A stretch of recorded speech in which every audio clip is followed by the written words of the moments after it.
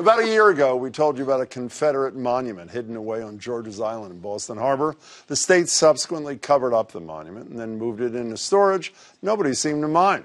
But now a much bigger, better-known landmark is sparking its own debate about how to commemorate and judge the past, and it's already clear that the fight over Faneuil Hall will not be nearly as easy to resolve. Adam Reilly explains. It's nicknamed the Cradle of Liberty, a nod to long-ago gatherings of revolutionaries and abolitionists.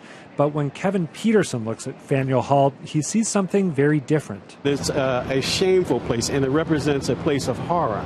Because, Peterson says, slaves were sold on this stretch in colonial times.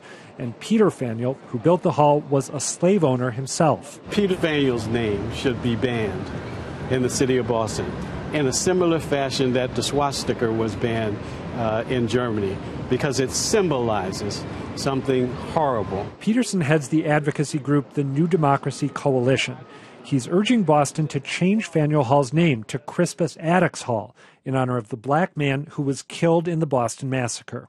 School children for generations will come and ask, why did they change the name of this hall? Why was this person, Crispus Attucks, so important? And how does it relate to the issue of race in our city today? Mayor Marty Walsh has called that idea a non-starter, saying, quote, "We are not going to change the name of Faneuil Hall."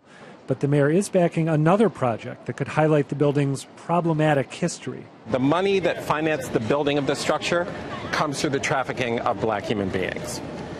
That's a fact. But right now, artist Steve Locke says visitors to Faneuil Hall learn none of that. So Locke is working on a piece that would fill that historical gap.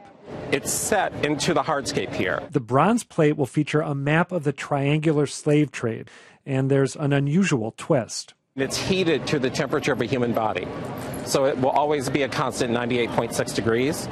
So the presence of the people who were traded will be felt. The question for Bostonians is whether Locke's memorial strengthens the case for changing Faneuil Hall's name or undercuts it. Peterson is skeptical of the idea. The slave memorial that's been proposed and that's now being banked and backed up by the mayor was not solicited by any black people in this city.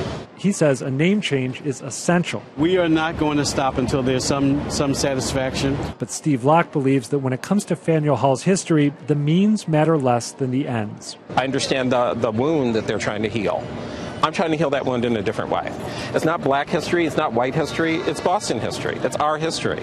And if we don't share it, if we don't talk about it, we're really doomed. Adam Reilly joins me now. Hey, Hi, Adam. So, Kevin, if I'm right, I think Kevin Peterson and his allies called for a boycott starting a week or so ago. They have. Is anything happening? When we were down there, it was super jam-packed, classic summer day around Faneuil Hall. Quincy Market was a madhouse. They have gotten a ton of media attention, though, not just locally, but nationally, even internationally. And I think they're going to be ramping up the pressure in the weeks ahead. They're doing a sit-in, I believe, this weekend at Quincy Market.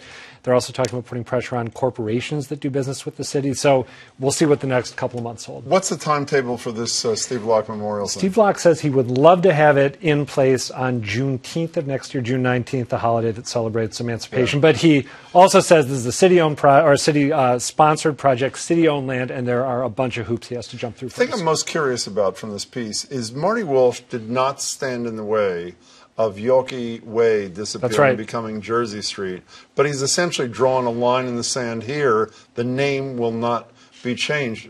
Why the difference? I've been thinking about this. I have some theories. That's all they are. Sure. Yawkey Way, if you're not a Bostonian, Yawkey Way is an afterthought. Fenway is the big attraction. You don't even think about Yawkey Way. Faneuil Hall is this iconic building. It's so central, not just to what people do when they come to Boston, but the narrative that we spin about ourselves. Also, the vast majority of the Boston establishment was behind the Yawkey Way change. Here it's pretty much Kevin Peterson. I think those are good theories. Nice to see you, Adam Reilly. Thanks so much for your time.